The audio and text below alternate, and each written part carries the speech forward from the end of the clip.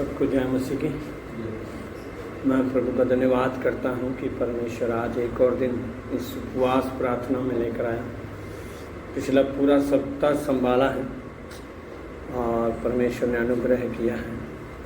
उपवास के बारे में मैं हर दिन आपको बताता हूँ उपवास हमारे लिए कितना ज़रूरी है, क्योंकि जब हम उपवास में बैठते हैं तो हम ये बोलते हैं कि परमेश्वर मैं नहीं परंतु मुझ में होकर तू काम करे, और हम उस गहरे संबंध को, गहरे रिश्ते को परमेश्वर के साथ लेकर आते हैं। और दूसरी बात है, उपवास परमेश्वर को नहीं बदलता, उपवास हमें बदलता है और हमें परमेश्वर के करीब लेकर जाता है। आज जिस अध्याय को हम सीखने जा रहे हैं उस अध्याय का भी मेन मकसद यही है कि प्रभु यीशु के साथ हमारा गहरा संबंध है, क्योंकि जब तक हम उस संबंध में उसके पास नहीं आते तब तक हम उसके दिल की बात को नहीं समझ पाएंगे, और दिल की बात को समझने के लिए तभी हम उसकी इच्छा को पूरी कर पाएंगे। याद रखना, बाइबल के अनुसार प्रभु यीशु मसीह वही करता है जो वचन में लिखा है। अगर हम वचन से अलग काम करते हैं तो प्रभु यीशु हमारी दुआ को, परमेश्वर हमारी दुआ को नहीं सुनता। क्यों? कारण क्या होता है? क्योंकि हम अपने तरीके से परमेश्वर को खुश नहीं कर सकते, हम अपने तरीके से परमेश्वर को प्रसन्न नहीं कर सकते, हम अपने तरीके से परमेश्वर को हम मतलब भी पृथ्वी पर ला नहीं सकते। परंतु जब उसके वचन को क्लेम करते हैं, बाइबल के अनुसार है, जब हम वचन बोल के प्रार्थना करते हैं, जैसे आज हम उपवास में बैठे हैं और सुलेमान ने दुआ किया था जब उसने मंदिर की स्थापना किया, उसने एक बात बोला था कि प्रभु जो भी प्रार्थना आज से इस भवन में करें लोग आकर, अगर वो पाप में फंसे हों, अंधकार में फंसे हों, अंधकार में फंसे हों या दुनिया की बातों में फंसे हों या कोई ऐसे दुष्ट की बीमारी में फंस जाएं या ऐसी समस्या में आके फंस जाएं और तेरे सम्मुख आकर तुझसे विनती मांगें, तो प्रभु उनकी तो दुआ को सुनना। एक बात बताऊं, याद रखना, हम लोग सोचते हैं कि चर्च में आने से हमारे जीवन में क्या मतलब ये वही प्रार्थना हम घर भी कर सकते हैं, चर्च में क्यों करना है? पर याद रखना, परमेश्वर ने जो वायदा दिया है बाइबल का, वो चर्च का ही दिया है। घर के अंदर हम उसको पुकार सकते हैं, उसकी दुआओं को हम एक भवन को तैयार कर सकते हैं, परंतु आराधना का मेन विषय परमेश्वर ने कलीसिया को दिया है और उसने कहा है कलीसिया को मैं बनाऊंगा, अधोलोक के फाटक उस पर प्रबल नहीं होंगे। इसलिए याद रखना, हम जब उपवास में बैठते हैं तो हम उसके साथ और भी गहरे संबंध के पास करीब आ जाते हैं। आज ज़्यादातर लोग उपवास हैं शरीर की कमजोरियों की वजह से नहीं रख पाते, शरीर की कमजोरियों की वजह से। याद रखना, उपवास आपके शरीर की कमजोरी को नहीं दूर करता, परंतु आप शरीर की कमजोरी पर प्रभाव नहीं डालता, परंतु उपवास आपको परमेश्वर के करीब लेकर जाता है। कभी भी जब भी उपवास रखने का मन होना, अपने बीमारियों को, अपने रोटी को, खाने को मत देखो, परंतु सिर्फ उसको देखो कि आज मेरा परमेश्वर के साथ मुझको बात करना है। आज सवेरे मैंने बच्चों से पूछा था, आप लोगों ने उपवास रखा क्यों? हमें नहीं पता। मैं बताऊं कैसे लोग उपवास रखते हैं, मेरे को नहीं पता, पर मैं बताऊं, जब मेरे को उपवास रखना होता है तो मेरे को 3-4 दिन पहले उस विषय के बारे में सोचना होता कि प्रभु किस विषय के लिए उपवास रखो। सिर्फ ये नहीं है कि मैं रोटी छोड़ दिया और खाना छोड़ के बैठ गया। अब इन दिनों में जो मेरे को समस्या लग रही थी कलीसिया के अंदर कि लोग आ रहे हैं पर टिक नहीं पा रहे हैं, तो मेरा प्रार्थना था आज इन दिनों में कि 3 दिन के अंदर परमेश्वर लोगों को जो लेकर आता है उनको रोके और वो विश्वास में दृढ़ हों और जो भी उनकी कमजोरियां हैं परमेश्वर दूर करें। जब हम किसी विषय को लेकर उपवास रखते हैं तब परमेश्वर अपना काम वहाँ पर पूरा करता है। याद रखना, खाना छोड़ के उपवास रखना वो बड़ी बात नहीं है, पर किसी विषय को लेकर उपवास रखना वो बड़ी बात है। आप क्या बोलते हो पता है? उपवास रख के ये बोलते हो कि परमेश्वर है। यीशु मसीह जब जंगल में गया, बाइबल बताती है, जब पवित्र आत्मा उसके ऊपर उतरा तो वो जंगल में गया उपवास रखने के लिए। किस उपवास को रखने के लिए? उसका विषय क्या था कि जो परमेश्वर तूने मुझे दर्शन दिया है मैं उसे पूरा कर पाऊँ। उसी दर्शन को पूरा करने के लिए वो 40 दिन जंगल में बैठा रहा, 40 दिन वहाँ जंगल में बैठकर घुटनों पर टेक कर प्रार्थना करता रहा। बाइबल क्या बताती है, जिस दिन उपवास रखा कि 40 दिन तक शैतान उसकी परीक्षा लेता रहा। मतलब भी सोच लो, एक पहाड़ के ऊपर घुटने टेक कर वो बैठा हुआ है, तो उस वक्त कई जानवर भी आते होंगे, कई लोग भी वहाँ, कई कीड़े मकोड़े, सब जगह पत्थर भी होते होंगे। एक जगह घुटने टेक के बैठना, घुटनों में भी दर्द होता होगा। शैतान कई बार माइंड में कुछ सवाल भी लेकर आता होगा, पर बाइबल बताती है वो 40 दिन तक उपवास में बैठा रहा यीशु मसीह, और जैसे ही बाहर आया उसकी मिनिस्ट्री सबसे डिफरेंट हो गई। आज कई प्रभु के दास जो रियलिटी में भी उपवास रखते हैं, टीबी जोशुआ बताता है कि उसने उपवास रखा पहाड़ पर जाकर, 21 दिन का उपवास रखा। जिस दिन उसका 21 दिन का उपवास खत्म हुआ तो भाई वो बताता है उसकी गवाही कि स्वर्गदूत उसके पास बाइबल लेकर आया, सामने उसको दिखाई दिया, उसने बाइबल को बोला इसको खा ले।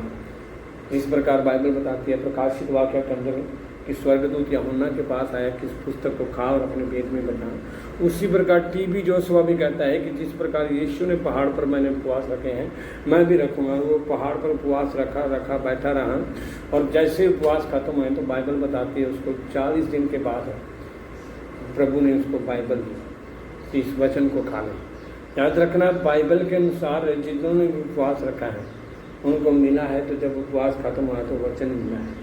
मूसा ने उपवास रखा, उसको 10 आज्ञा मिली। यीशु मसीह ने उपवास रखा, उसको स्वर्गदूतों की ओर से सामर्थ्य मिली। नेहमिया ने उपवास रखा, उसको वचन में दृढ़ता मिली। याद रखना, उपवास में, वचन में, प्रार्थना में और भी गहरा संबंध लेकर जाता है। हालेलुया। तो इसलिए आज मैं ये कहना चाहता हूँ कि उपवास में जब भी बैठते हैं अपने आप को विषयों को लेकर बैठें, और प्रभु जब बात करना, इसका रीज़न क्या होता है, हम लोग सोचते हैं कि मैंने उपवास रखा किसी विषय के लिए और प्रभु ने वचन क्यों दे दिया। मतलब वो क्या कहता है कि जो उपवास ने रखा है उसके ऊपर ये वचन काम करेगा। जब वचन काम करता है तो समझ लो हमारी प्रार्थना सुनी गई। हालेलुया। तो इसलिए यहाँ पर मैं आज आपको 15वें अध्याय की ओर लेकर जाना चाहता हूँ। उस गहरे संबंध यीशु मसीह के यूहन्ना रचित सुसमाचार हम स्टडी कर रहे हैं। हर दिन एक अध्याय हम सीख रहे हैं हर फ्राइडे को। आज मैं आपको 15वें अध्याय की ओर लेकर जा रहा हूँ। 15वां अध्याय में याद रखना, मैंने आपको बताया था कि 12वें अध्याय के अंदर यीशु मसीह की प्रैक्टिकल मिनिस्ट्री, जो सार्वजनिक मिनिस्ट्री थी, वो ख़त्म हो गई है। अब वो क्रूस की तैयारी में है, और जब वो क्रूस की तैयारी में है तो वहाँ पर क्या बताती है बाइबल है कि वहाँ पर क्रूस की तैयारी के अंदर जो उसको चेला पकड़वाने वाला, उसने उसको पहले ही 13वें अध्याय में खाना खिला दिया कि जो तुझे करना है वो कर। अब वो तैयारी बैठा है यीशु को पकड़वाने की, और जो बाकी 11 चेले बचे हैं उनको यीशु मसीह अलग ले जाकर उन्हें शिक्षा दे रहा है। किसके बारे में? पवित्र आत्मा के बारे में। और पिछली बार हमने 14वें अध्याय में सीखा था कि आज्ञाकारिता। यीशु मसीह ने कहा कि अगर तुम मेरे ऊपर विश्वास करते हो तो मेरी आज्ञाओं को मानोगे। आज्ञाकारिता हमें परमेश्वर के पास स्वर्ग में लेकर जाएगी। यीशु मसीह चेलों को जब अलग करके ले जा रहा था, उन्हें स्वर्ग का संदेश दे रहा था, पर चेले क्या कर रहे थे, उनका ध्यान अभी भी पृथ्वी की ओर था। पर यीशु मसीह उनको क्या बता रहा था कि मार्ग, सत्य और जीवन मैं ही हूँ, बिना मेरे द्वारा तो पिता के पास नहीं पहुँच सकता। इसलिए उसने बोला कि मैं तुम्हें एक सहायक दूंगा। कौन? पवित्र आत्मा, जो तुम्हें इस पृथ्वी की बातों से अलग करेगा और तुम्हारा ध्यान स्वर्ग की ओर लेकर जाएगा। इसलिए हम जब प्रभु की आज्ञा मानते हैं तभी हमारा स्वर्ग के अंदर मतलब भी नाम दर्ज होता है। हम जब आज्ञाओं को मानते जाते हैं तभी परमेश्वर का। अब आगे 15वें अध्याय में वो ये बात कह रहा है कि वो आपका पवित्र आत्मा के साथ संबंध कैसे होगा, पवित्र आत्मा के साथ आपको चलना कैसे होगा, एक संबंध बना के। जिस प्रकार यहाँ पर उसने 15वें अध्याय में 1 से उसने बोला है, सच्ची दाखलता मैं हूँ और मेरा पिता किसान है। जो डाली मुझ में है और नहीं फलती उसे वह काट डालता है, और जो फलती है उसे वह छांटता है ताकि और फले। मतलब यीशु मसीह अपने चेलों को ये बता रहा था कि अपने आप को तो माली बता रहा है, अपने आप को दाखलता बता रहा है, अपने आप को दाखलता बता रहा है, अंगूर की बेल बता रहा है, और परमेश्वर पिता को वो माली बता रहा है, किसान बता रहा है। याद रखना, एक किसान का ध्यान होता है किसान हमेशा अपने पेड़ पौधों की, जो भी अपना बीज खेत में बोता है, उसकी पूरी रखवाली करता है। उसी प्रकार उसने बोला कि मेरी रखवाली कौन करता है? मेरा मालिक करता है। उसी प्रकार अगर तुम्हारी रखवाली होनी है तो मेरे साथ होगी। तुम मालिक रहकर कुछ भी नहीं कर सकते। तुम मेरे साथ रहोगे तो तुम फलोगे भी, आगे भी बढ़ोगे और तुम्हारा जीवन भी चलेगा। तुम छांटे भी जाओगे, काटते भी जाओगे, तुम फलोगे भी। और जिस प्रकार कहता है कि पिता ने मेरे को छांटा है, याद रखना यीशु मसीह उस परिस्थिति को समझ चुका है कि उसके साथ क्या होने वाला है। उसको पता है कि अब मेरे को छांटने का टाइम आ गया है, क्योंकि इसलिए उसने कलवरी क्रूस पर कहा, खड़े हो गए कि हे पिता, मैं अपनी आत्मा तेरे हाथ में सौंपता हूँ। क्यों उसने कहा? उसको पता था कि अब मेरा छांटने का टाइम है। यीशु मसीह, उसको सोच लो, परमेश्वर का पुत्र होने के बाद बाइबल बताती है कि पुत्र होने पर भी उसने आज्ञा माननी सीखी। आज्ञा मानने के बाद वो उस रास्ते पर गया है, उस स्वर्ग की ओर, परमेश्वर के दाहिनी ओर बैठा है। उसी प्रकार वो चेलों को क्या कह रहा है कि जिस प्रकार मेरा माली, मेरा किसान मेरी देखभाल करता है, मैं भी तुम्हारी देखभाल करूँगा, परंतु कब? जब तुम मेरे साथ बने रहोगे। हालेलुया। कहता है तुम मुझ में बने रहो, जाल में गदर मैं तुम में। जैसे डाली यदि दाखलता में बनी ना रहे तो अपने आप से नहीं फल सकती, वैसे तुम यदि मुझ में बने ना रहो तो नहीं फल सकते। कहता है अगर मैं जिस प्रकार पिता में नहीं बना रहूँगा, मैं नहीं आगे बढ़ सकता, उसी प्रकार तुम भी अगर मेरे अंदर बने नहीं रहोगे तो तुम भी आगे नहीं बढ़ सकते। इसलिए याद रखना कि हमारी पहचान किसके साथ है? यीशु मसीह के साथ। और यीशु मसीह की पहचान किसके साथ है? पिता परमेश्वर के साथ। और याद रखना परमेश्वर ने हमें क्या बताया है? पता है दाखलता क्यों बताया हमें? टानियाँ क्यों बताया है हमें? कि देखभाल, जब हमारा मार्गदर्शन और पिता देखभाल करते हैं, उसका रीजन क्या होता है पता है? कि यीशु मसीह ये बता रहा है कि जब तक आपका मेरे अंदर स्वभाव नहीं आएगा ना, पिता आपकी दुआओं को सुनेगा ही नहीं। चेलों को यीशु मसीह बता रहा है कि आपको अगर इस संसार में जीना है ना, संसार में आगे बढ़ना है, तो पवित्र आत्मा आपको मेरे स्वभाव में लेकर जाएगी। और जब मेरे स्वभाव में लेकर जाएगी तो तब क्या कहता है? 7वें में लिखा है, यदि तुम में मुझ में बने रहोगे और मेरा वचन तुम में बना रहेगा तो जो चाहो मांगो वो तुम्हारे लिए हो जाएगा। चेले याद रखना, जब भी प्रार्थना करते थे यीशु के नाम से, प्रभु यीशु सुनता था उनकी, परमेश्वर सुनता था। उसी प्रकार जब भी हम प्रार्थना मांगते हैं यीशु के वचनों को लेकर, जैसे मैंने शुरू में बताया सुलेमान ने जो प्रार्थना की इस भवन के अंदर, उसी प्रकार जब भी हम भी प्रार्थना करते हैं यीशु के नाम से, वो प्रार्थना हमारी स्वीकार होती है। अब यहाँ पर क्या कहता है कि इस संबंध को गहरा बनाने के लिए प्रभु यीशु मसीह क्या कहता है कि 11वें आयत में लिखा है, मैंने ये बातें तुमसे इसलिए कही हैं कि मेरा आनंद तुम में बना रहे और तुम्हारा आनंद पूरा हो जाए। याद रखना, अगर आपको खुश रहना ना तो पहले यीशु के साथ रहना पड़ेगा और तब यीशु आपकी खुशी को पूरा करेगा। ये मेरे को वचन ना सबसे फेवरेट वचन लगता है। जब भी मैं पढ़ता हूँ मेरे को बड़ी खुशी होती है, क्योंकि क्या खुशी होती है? हम ना ज़्यादातर, याद रखना, हम लोग ज़्यादातर क्या करते हैं, हम अपनी खुशी को पूरा करने के लिए चर्च में आते हैं कि हमारी परिस्थितियाँ ठीक हो जाए, हमारा जीवन सेट हो जाए, मेरा मतलब ये लाइफ बदल जाए, मेरे जीवन में ये समस्या ठीक हो जाए, चंगाई आ जाए, चमत्कार आ जाए। पर यहाँ पर यीशु मसीह 15 में चेलों को डिक्लेयर कर देता है कि तुम्हारी खुशी कब पूरी होगी? जब तुम मेरी खुशी को पूरी करोगे। हालेलुया। जैसे एक हम टीचर हैं, जब स्कूल में जाते हैं, जब हम ड्यूटी करते हैं, जब कोई नौकरी करते हैं, एक पति पत्नी का संबंध है। पत्नी जब पति की बात को सुनेगी तभी पति पत्नी की बात को मान सकता है। अगर हम कहेंगे हम किसी की सुनना नहीं चाहते और सामने वाले से हम कहते हैं कि हमें सब कुछ मिले, तो वो कभी नहीं हो पाएगा। यीशु मसीह का कहने का तरीका है कि तुम्हारा आनंद पूरा तभी होगा जब तुम मेरा आनंद तुम पूरा करोगे। कहते ना, मतलब भी दो तो तुम्हें भी दिया जाएगा, जिस नाप से तुम नापते हो तुम्हारे लिए भी नापा जाएगा। जो काम तुम मेरे लिए करोगे, परमेश्वर कहता है, वो मैं तुम्हारे लिए करवाना है। अगर आप मुझे समर्पण देने के लिए तैयार हूँ तो मैं आपके लिए सब कुछ करने के लिए तैयार हूँ। इसलिए प्रभु यीशु ने हमें और भी गहराई में लेकर जाने के लिए क्या बोला? 12 से लेकर कहता है कि मेरी आज्ञा यह है कि जैसा मैंने तुमसे प्रेम रखा है वैसे ही तुम भी एक दूसरे से क्या करो? प्रेम रखो। याद रखना, प्रभु यीशु के साथ हमारी संबंध पूरा कब होता है? जब हम उसके साथ प्रेम करना शुरू कर देते हैं। प्रेम कब होता है? जब हम उसे अपना मित्र बना लेते हैं। मित्र, एक मित्र का और एक पति पत्नी का और एक मम्मी पापा के प्रेम में बड़ा डिफरेंस होता है। एक मित्र के साथ जब हम प्रेम करते हैं तो हम उसके सामने सारी बात खोल देते हैं। यीशु मसीह इस वचन में क्या कहता है कि मैंने तुम्हें अपना मित्र बनाया है। मित्र का मतलब क्या है? जैसे बाइबल पुराने नियम में कहती है, अब्राहम को भी उसने अपना मित्र बताया। और क्या कहता है कि अब्राहम को भी वो कहता है कि जो अब्राहम ने क्यों मित्र बनाया, कि उसने जो जो मेरी आज्ञाओं को तो बूढ़ा होने पर भी, निर्बल होने पर भी वो मेरी आज्ञाओं से पीछे नहीं हटा। हम परमेश्वर के मित्र दोस्त कब बन जाते हैं? जब हम उसकी आज्ञाओं को अंत तक पूरा करते हैं। कहता फिर उसके बाद क्या कहता है कि तुम लोग नहीं मेरे को लेकर आए, मैं तुम लोगों को अपने पास लेकर आया। तुमने मुझे नहीं चुना परंतु मैंने तुम्हें चुना। और चुना क्यों है? कि तुम जाकर फल लाओ। कौन सा फल? जो फल मेरे पास है वही फल तुम लेकर आओ। अब ये अगर मैं बताऊं तो 15 का 1 से लेकर 17 तक तो यीशु मसीह उनको संबंध की शिक्षा दे रहा है। संबंध की, कि तुम्हारा संबंध मेरे साथ दृढ़ होना चाहिए। और फिर आगे क्या कहता है? जो लोग आज सुनना नहीं चाहते, 18 से लेकर 26 तक है कि अगर मेरे साथ संबंध तुम्हारा होगा तो संसार तुमसे बैर रखेगा। क्या करेगा?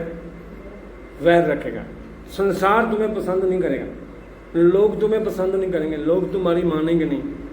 पर अगर तुम्हारा संबंध मेरे साथ बना रहेगा तो लोगों को तैयार कौन करेगा? लास्ट में 26 में कहता है पवित्र आत्मा। बाइबल क्या बताती है? परंतु जब वह सहायक आएगा जिसे मैं तुम्हारे पास पिता की ओर से भेजूंगा, अर्थात सत्य का आत्मा जो पिता की ओर से निकलता है, तो वह मेरी गवाही देगा। मतलब भी संसार बैर रखेगा पर मेरे बारे में गवाही कौन देगा? पवित्र आत्मा। जिस संसार के अंदर तुम रहते हो, मेरे साथ संबंध बना के चलते हो, उसी संसार के अंदर जब आप प्रभु यीशु का जीवन जियोगे तो लोग आपकी गवाही देंगे कि पवित्र आत्मा इनके साथ है। मेरा कहने का मतलब है कि इस अध्याय के अंदर यीशु मसीह अपने चेलों को एक बात बता रहा था कि मेरे साथ संबंध बनाने के लिए तुम्हें मेरे साथ जुड़ के रहना पड़ेगा। पता, यीशु मसीह को पता था कि आगे ये चेले मेरे से अलग होने वाले हैं, मेरे से दूर होने वाले हैं। पर कहता है कि यदि मैं ना तुम्हें खींच के लेकर आऊँ ना, तुम मेरे पास आ नहीं सकते। इसलिए उसने जब पतरस और यूहन्ना और सब लोग वापस चले गए, दोबारा यीशु उनके पास गए। याद रखना, हम यीशु को छोड़ सकते हैं, यीशु हमें कभी नहीं छोड़ता। वो हमेशा हमारी हर परिस्थिति में हमारे साथ खड़ा रहता है। अब मैं आपको इसका जो मेन सिद्धांत है वो बताता हूँ। यूहन्ना 15 अध्याय का मुख्य अर्थ क्या है पता है? यीशु मसीह और उसके अनुयायियों के बीच, चेलों के बीच है गहरा आत्मिक संबंध। जब 15वां अध्याय शुरू होता है तो यीशु मसीह उनके अंदर गहरे संबंध को प्रकट करता है कि वो बताता है कि मैं तुम्हारे साथ कितना प्रेम करता हूँ। और दूसरी बात क्या है कि यीशु मसीह का अर्थ क्या बताता है कि यीशु खुद को तो सच्ची दाखलता बताता है, अंगूर की बेल बताता है, और अपने पिता को क्या बोलता है? माली बोलता है। हालेलुया, माली बोलता है। और इसका अर्थ है कि आत्मिक जीवन का स्रोत कौन है? केवल यीशु मसीह है। कौन है? यीशु मसीह है। पर पिता माली क्या करता है? हमारा मार्गदर्शन करता है और देखभाल करता है। याद रखना, आत्मिक जीवन में आगे बढ़ना है तो किसकी जरूरत है? यीशु मसीह की। और अगर मतलब आपको मार्गदर्शन देखना है, आपकी लाइफ की देखभाल कौन करता है? पिता परमेश्वर। उसके आगे वह बताता है जो डाली फल नहीं देती उसे वह हटाते हैं, और जो फल देती है उससे और अधिक फल करने के लिए शुद्ध करता है। याद रखना, आपकी छांट फीट कौन करता है? पिता परमेश्वर करता है। प्रभु यीशु आपकी छांट फीट नहीं करता। प्रभु यीशु आपको तैयार करता है। पिता ऊपर से देखता है कि इसका संबंध मेरे साथ नहीं है, वो आपकी छांटबीन करता है।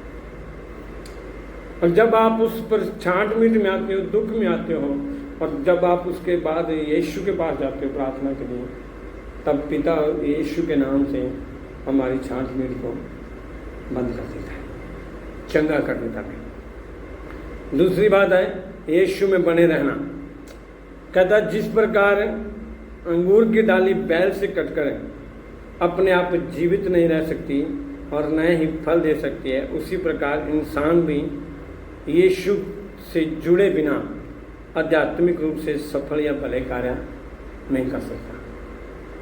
कहता जिस प्रकार एक डाली मतलब भी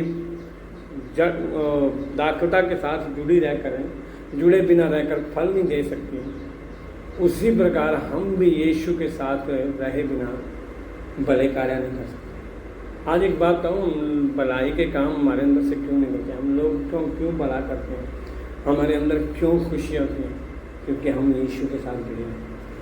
बिना यीशु के हम भलाई के काम करते नहीं सकते। हालेलुया। और दूसरी बात है बने रहने का मतलब है यीशु के वचन को अपने जीवन में थामे रखना। जब आप उसमें बने रहते हो तो आप चाहे कैसी भी परिस्थिति होती हो, वचन को आप नहीं छोड़ते। और प्रभु यीशु मसीह 15 का 9 से 17 से लेकर यीशु मसीह अपने चेलों को आपस में प्रेम रखने की एक नई आज्ञा देते हैं। क्योंकि पता है यीशु मसीह अपने चेलों को मित्र क्यों बताया? क्योंकि उसने जितना भेद अपने चेलों के सामने खोला ना, किसी के सामने खोला, अलग अलग जाकर उनसे सारी बात कह रहा है। यीशु मसीह ने अपनी मित्रता प्रकट अपने चेलों के साथ की, और वही यीशु चाहता है, जैसे उसने बताया है कि अपनी कोठरी में जा और मुझसे बात कर, मैं तेरी स्वर्ग से सुनकर तुम्हारी प्रार्थना को कर दूँगा। जब हम भी कोठरी में लग जाते हैं तो हम भी परमेश्वर के कौन बन जाते हैं? मित्र बन जाते हैं। हालेलुया। और फिर लास्ट में क्या कहता है कि जिस प्रकार यीशु चेतावनी देते हैं 15 का 18 से लेकर 25 तक है कि यदि संसार उनसे यीशु से बैर रखता है तो उनके चेलों का भी विरोध किया जाएगा। विश्वासियों को इसके लिए हमेशा तैयार रहना चाहिए। हालेलुया। मैं एक बात बताऊं, यीशु में आने के लिए सब लोग तैयार हैं, विरोध सहने के लिए कोई तैयार नहीं। अगर विरोध की बात आ जाए ना तो आज वो चर्च छोड़ जाते हैं। पर याद रखना यीशु के साथ है। मैं कई बार क्यों बोलता हूँ कि हम लोग ना ज़्यादा हमारा ज्ञान, हमारी बुद्धि क्या करती है पता है? कोई भी हमारे पास क्वेश्चन आता है ना, हम साथ के साथ उसके ऊपर सवाल उठा देते हैं भी ऐसा क्यों। पर मैं कहता हूँ कि जब भी आपको यीशु का वचन सुनने के लिए मिले ना, उसको स्वीकार कर लो, उसको परमेश्वर के हाथ में छोड़ दो। क्योंकि एक बात याद रखना, वो वचन आज नहीं समझ में आना, एक दिन ऐसा जब आएगा वो आपको जरूर क्लियर होगा। और रीजन क्या होता है? जब हम उस वचन को छोड़ देते हैं ना, हम उसके ऊपर सवाल उठा देते हैं, तब क्या होता है? वो वचन हमारे हृदय में काम नहीं करता। पर जब दोबारा वही वचन हमारे पास आता है, तब हमारे लिए, हमारे सामने पश्चाताप के सिवा कोई काम नहीं करता।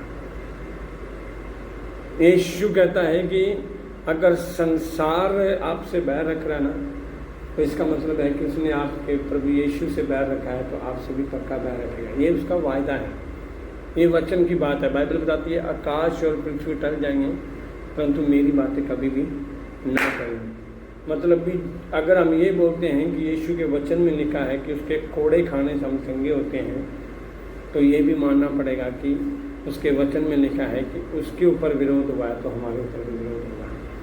उसके ऊपर परिस्थितियाँ आई हैं तो हमारे ऊपर भी परिस्थितियाँ आई। जिस प्रकार यीशु पिता के साथ बना रहा, हम भी जब पिता के साथ बने रहेंगे तब भी हम आगे बढ़ पाएंगे। एक बात याद रखना, 15वें अध्याय के अंदर चेलों को वो इस विश्वास में दृढ़ कर रहा है कि आपका जब तक मेरे साथ गहरा संबंध नहीं है, आप इस संसार को जीत नहीं सकते।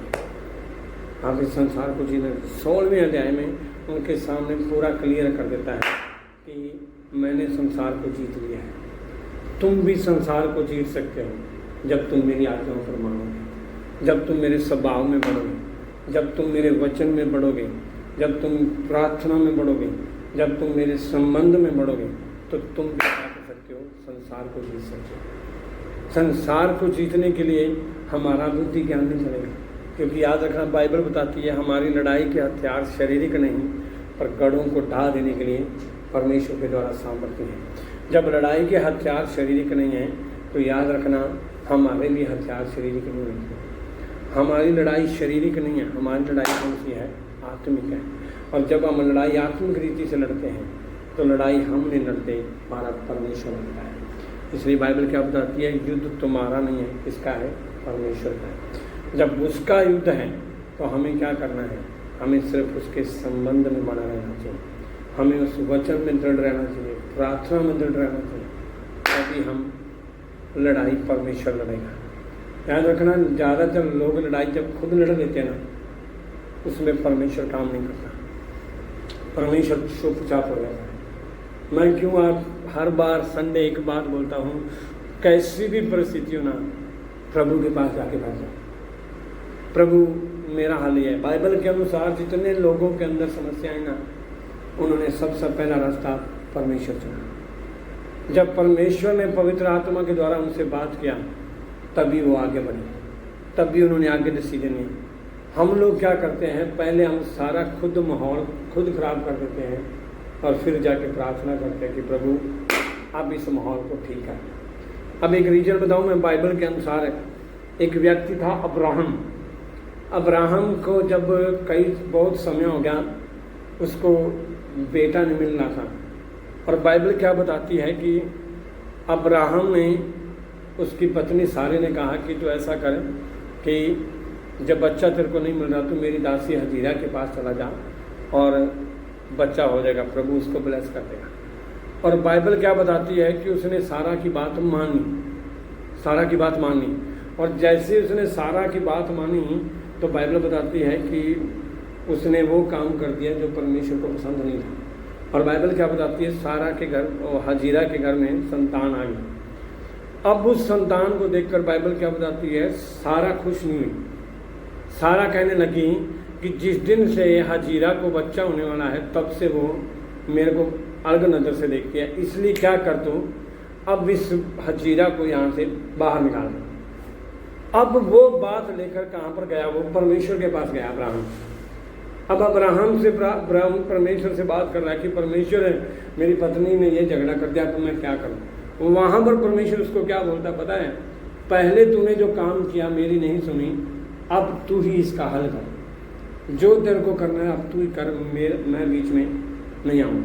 मतलब क्या है कि अब्राहम ने जब गलत काम करना था तब परमेश्वर उनकी नहीं सुनी उसने, पर जब गलत पूरा खराब हो गया तब परमेश्वर के पास गया कि अब इसका हल बता। और वहीं पर परमेश्वर ने क्या बोला कि मैं भी हजीरा के साथ एक संतान बनाऊंगा। याद रखना परमेश्वर का वायदा था अब्राहम के द्वारा, पर अब्राहम के गलत डिसीजन ने वो वायदा कहाँ पर पहुँच गया? हजीरा की संतान के पास। अब डिवाइड क्यों हो गया? इधर से अब्राहम के लोग सारा के द्वारा हो गए, उधर से हजीरा के द्वारा हो गए। डिवाइडिंग का क्या कारण था? अब्राहम का बिना पूछताछ के निर्णय लेना, बिना परमेश्वर के जाके निर्णय लेना। याद रखना आज ज़्यादातर डिसीजन खराब क्यों होते हैं? ज़्यादातर घर में परिस्थितियाँ खराब क्यों होती हैं? एक गलत डिसीजन की कारण। इसलिए कभी भी जो भी हम डिसीजन लेते हैं बड़ा सोच समझ कर लेना चाहिए, क्योंकि एक डिसीजन हमारे परमेश्वर के साथ सारे संबंध को खराब कर देता है। इसी प्रकार यीशु मसीह क्या कहता है कि अगर तुम मुझ में बने रहोगे तो संसार तुमसे बैर करेगा, पर उसके लिए तुम्हें क्या करना पड़ेगा? तुम्हें लड़ाई कौन सी लड़नी पड़ेगी? आत्मिक लड़ाई लड़नी पड़ेगी। तुम्हें मेरे साथ बने रहना पड़ेगा, तुम्हें मेरे साथ चलना पड़ेगा, मेरे साथ प्रार्थना में मजबूत होना पड़ेगा, तभी तुम उस लड़ाई का मुकाबला कर सकते हो। पता दाऊद के अंदर सबसे बड़ी क्वालिटी क्या थी? वो जब भी लड़ाई में जाता था पहले परमेश्वर से पूछता था, पहले परमेश्वर से पूछता था, और तभी परमेश्वर उसको सफल बनाता। बाइबल बताती है दाऊद जो जो कार्य करता था परमेश्वर उसे सफल करता था। क्यों सफल करता था? क्योंकि वो सबसे पहला स्थान परमेश्वर को देता था। उसी प्रकार यीशु मसीह यहाँ पर क्या कह रहे हैं कि अगर तुम्हें संसार से जीतना है तो सबसे पहले कहाँ आना पड़ेगा? मेरे पास आना पड़ेगा। जिस प्रकार मैं जो भी कार्य करने से पहले पिता के पास जाता हूँ, उसी प्रकार तुम्हें भी कोई कार्य करने से पहले कहाँ पर आना पड़ेगा? मेरे पास आना पड़ेगा। जब आप मेरे पास आओगे तब मैं तुम्हारे सारे कार्यों को सफल कर दूँगा। हालेलुया। इसलिए आज इस वचन के द्वारा परमेश्वर के साथ हमें गहरा संबंध बनाने की ज़रूरत है, उसके साथ चलने की ज़रूरत है। हम उससे अलग होकर कुछ नहीं कर सकते। याद रखना, हमारा आत्मिक जीवन व्यर्थ है। यीशु के बिना हमारा आध्यात्मिक जीवन व्यर्थ है। जब हम हर डिसीजन अपनी मर्जी से लेते हैं ना, तो समझ लेना हमारा हर एक जीवन व्यर्थ है। हम उससे अलग होकर ना तो आध्यात्मिक रूप से सफल हो सकते हैं, ना हम कोई बड़ा कार्य कर सकते हैं।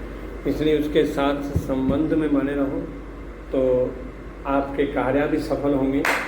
और प्रभु यीशु कह रहा है कि तुम लोग आत्मिक रूप से भी बढ़ोगे और तुम्हारा जीवन भी भले कामों के लिए तैयार होगा। इसलिए बाइबल क्या बताती है? प्रेरितों के काम 10:38 के अनुसार यीशु मसीह के ऊपर पवित्र आत्मा उतरा, इसलिए वो लोगों को चंगा करता फिरा और लोगों के लिए भलाई के काम करता रहा। जब यीशु को पिता के साथ रहने के लिए की ज़रूरत थी ना, तो हमें भी आज यीशु के साथ रहने की ज़रूरत है।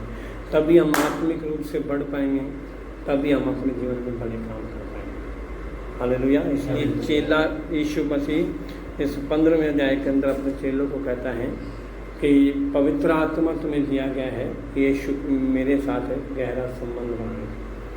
परमेश्वर इस वचन के द्वारा आशीष करें। आइए हम प्रार्थना करें। आमीन।